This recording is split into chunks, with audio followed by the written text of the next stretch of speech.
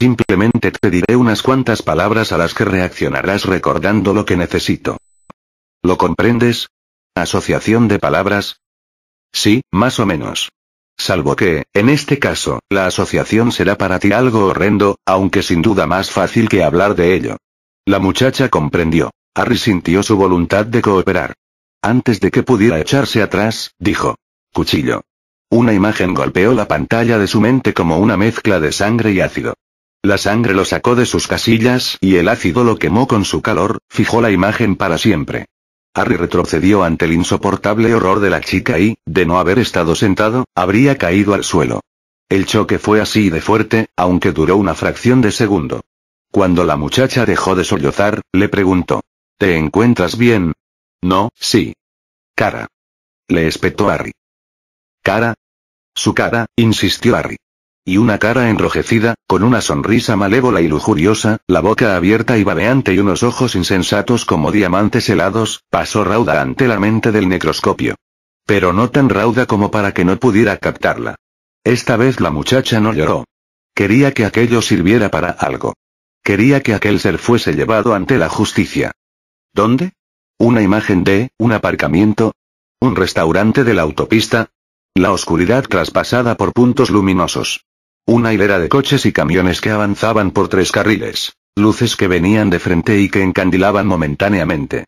Y limpiaparabrisas que se movían, izquierda, derecha, izquierda, pero no había dolor, por lo que Harry supuso que no fue allí donde ocurrió.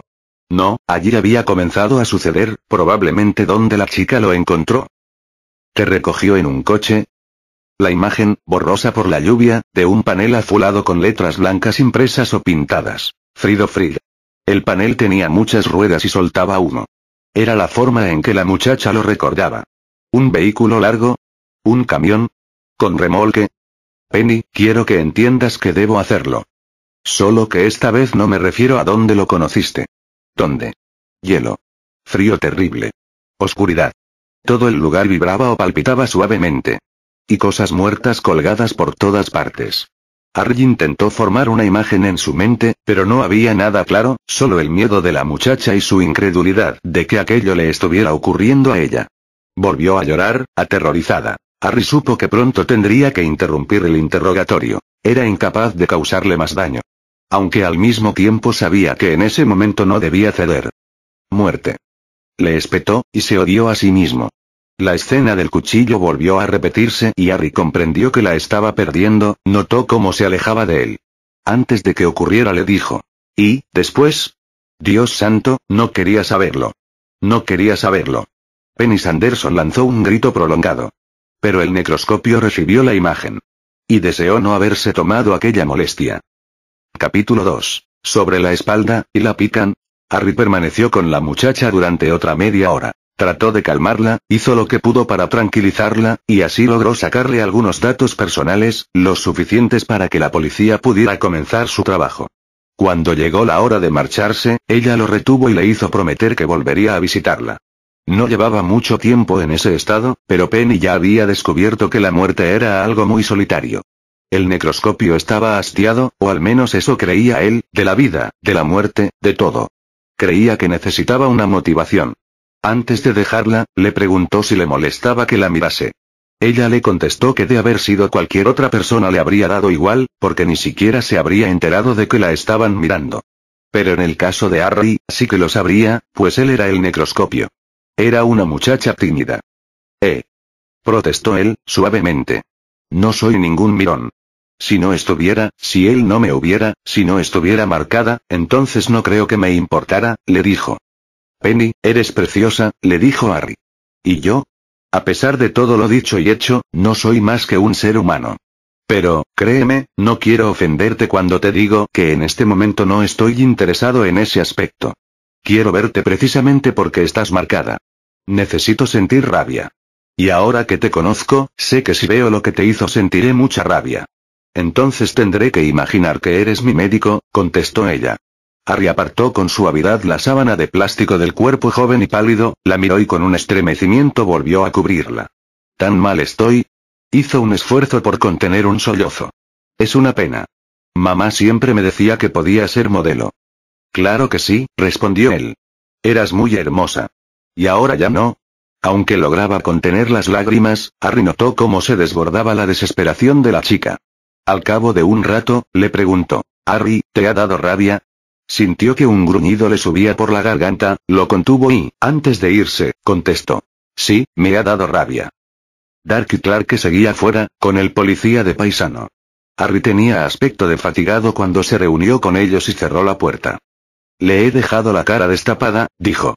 A continuación dirigió una mirada colérica a la gente y añadió, no le tapen la cara.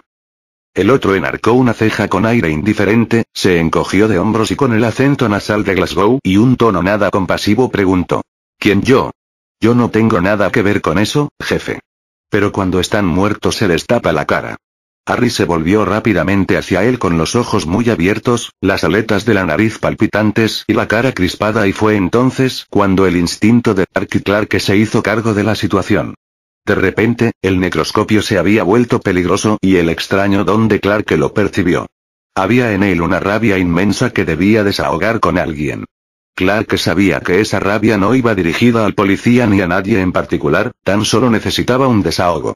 Se interpuso veloz entre Harry y el agente especial y aferró al necroscopio por los brazos. Venga, Harry, le dijo con urgencia. Ya vale. Lo que ocurre es que esta gente ve cosas así todos los días. No los afecta tanto. Se acostumbran. Con un esfuerzo, Harry logró dominarse. Miró a Clark y gruñó. No ven cosas así todos los días. Nadie puede acostumbrarse nunca a la idea de que alguien, algo, pueda hacerle eso a una chica. Al ver la expresión de asombro de Clark, añadió, ya te lo explicaré después. Miró por encima del hombro de Clark y con un tono casi civilizado, ¿más civilizado? Preguntó al agente. ¿Tiene usted una libreta? Perplejo, sin saber qué ocurría y con la única idea de cumplir con su trabajo, el otro respondió. Sí, y buscó a tientas en el bolsillo.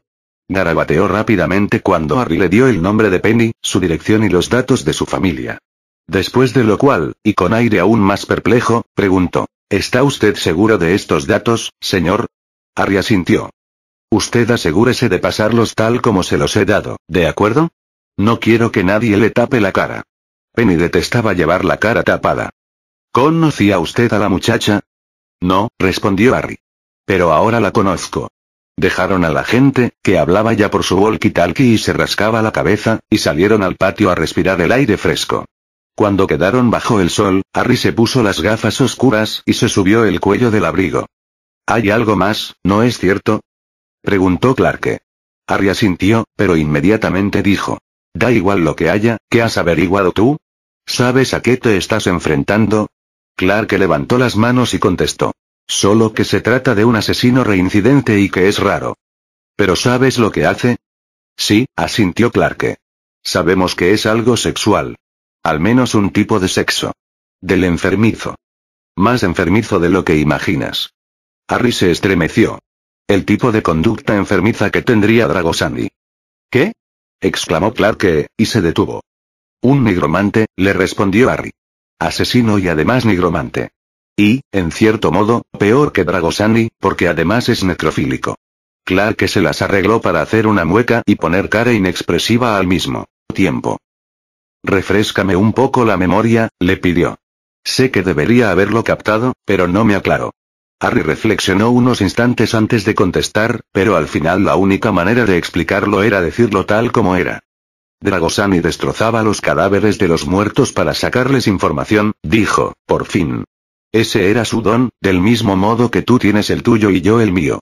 La nigromancia. A eso se dedicaba cuando trabajó para Gregor Borowitz y la sección PES soviética en el Ichateauronipsi, a examinar los cadáveres de los enemigos de su país. Era capaz de leer sus pasiones en la mucosidad de sus ojos, de arrancar las verdades de sus vidas de las vísceras, de sintonizar los susurros de sus cerebros paralizados y de olisquear los más ínfimos secretos en los gases que soltaban sus intestinos hinchados. Clark levantó una mano en señal de protesta. Por favor, Harry, eso ya lo sé. El necroscopio asintió y prosiguió. Pero no sabes lo que se siente al estar muerto, y por eso no lo comprendes. Porque ni siquiera llegas a imaginar de qué hablo. Sabes lo que yo hago y lo aceptas porque lo sabes a ciencia cierta, pero en el fondo sigues creyendo que es algo demasiado rebuscado para pensar en ello. De modo que no piensas en ello. Y no te culpo. Por eso te pido que me escuches. Sé que siempre he sostenido que era diferente de Dragosani, pero en ciertos aspectos él y yo nos parecíamos. Ni siquiera ahora me gusta reconocerlo, pero es la verdad. Ya sabes lo que ese cabrón hizo a Keenan Gormley, en qué lo convirtió, pero solo yo sé lo que Gormley pensaba de todo aquello. Y fue entonces cuando Clark lo comprendió. Aspiró profundamente y sintió que se le erizaban los pelos de la nuca al tiempo que un temblor irrefrenable le recorría el cuerpo. Dios santo, tienes razón. Exclamó con un hilo de voz. No pienso en ello porque no quiero hacerlo. Pero en realidad Keenan lo sabía. Sintió todo lo que Dragosani le hizo. Exacto, dijo Harry, y prosiguió, implacable. La tortura es la principal herramienta del nigromante. Los muertos sienten cómo el nigromante trabaja sobre ellos, del mismo modo que me oyen a mí cuando les hablo. Y mientras a los vivos les queda el recurso del grito, ellos no pueden hacer nada, ni siquiera gritar. Y tampoco ser oídos. ¿Y Penny Sanderson? Clark palideció por un instante. Sintió que... Todo, gruñó Harry. Y ese cabrón, sea quien sea, lo sabía. Ya ves, la violación es una cosa, de por sí bastante grave cuando el que la sufre está vivo, pero la necrofilia es algo bien distinto, un ultraje perpetrado contra los muertos que no sienten. Lo que él hace es aún más bajo. Tortura a sus víctimas mientras están vivas, y luego las tortura después de muertas, y sabe que mientras lo hace sus víctimas lo sienten todo. Utiliza un cuchillo con hoja curvada, como una herramienta para sacar tierra cuando vas a plantar un bulbo. Es afiladísimo y no lo utiliza para sacar tierra. Clark tenía la intención de hacer un alto en la sala de guardia para hablar con los policías que había allí. Pero en ese momento, pálido como un fantasma, se apoyó en el muro bajo del castillo. Se aferró a los ladrillos para no caerse, respiró entrecortadamente y se controló para no arrojar la bilis que le subía desde el estómago. Dios santo, gritó con voz ahogada. Ya lo comprendía todo y nada podía hacer para borrar la imagen que se había formado en su mente. ¿Sexo desviado? Por favor, qué eufemismo. Harry había seguido a Clark hasta la pared. El jefe de la sección PES lo miró de soslayo, con los ojos húmedos. Les hace agujeros a esas pobres chicas y después los utiliza para hacer el amor. ¿Amor? Siseó el necroscopio. Su carne abre surcos en la sangre del mismo modo que el morro de un cerdo abre surcos en la tierra, Darky. Con la diferencia de que el suelo no siente nada. ¿No te ha dicho la policía dónde deja su semen? Los ojos de Clark estaban anegados en lágrimas y la frente le quemaba, notó que la náusea daba paso a un odio frío casi tan intenso como el del necroscopio. No, la policía no se lo había dicho, pero ya lo sabía. Apartó la mirada, contempló la ciudad borrosa y preguntó. ¿Cómo sabes que él sabe lo que ellas sienten? Porque habla mientras lo hace, respondió Harry, sin piedad. Y cuando gritan en su agonía desesperadas por el dolor y le suplican que pare, las escucha. Y después se ríe. Clark pensó, Dios me ampare, no debí preguntar. Y tú, cabrón, tú, Harry Keogh, no debiste habérmelo dicho. Con ojos enfurecidos, volvió el rostro hacia el necroscopio y se encontró solo. El viento soplaba en la explanada y los turistas se agazapaban para no dejarse vencer por su fuerza. En el cielo, las gaviotas chillaban al tiempo que volaban en espiral llevadas por una corriente ascendente. Pero Harry ya no estaba allí. Más tarde, con ayuda de Clark, Harry lo dispuso todo para que Penny Sanderson fuera incinerada. Los padres de la chica así lo querían y no les haría daño que todo fuera un montaje. De todos modos no se enterarían. Penny ya era cenizas cuando sus lágrimas cayeron.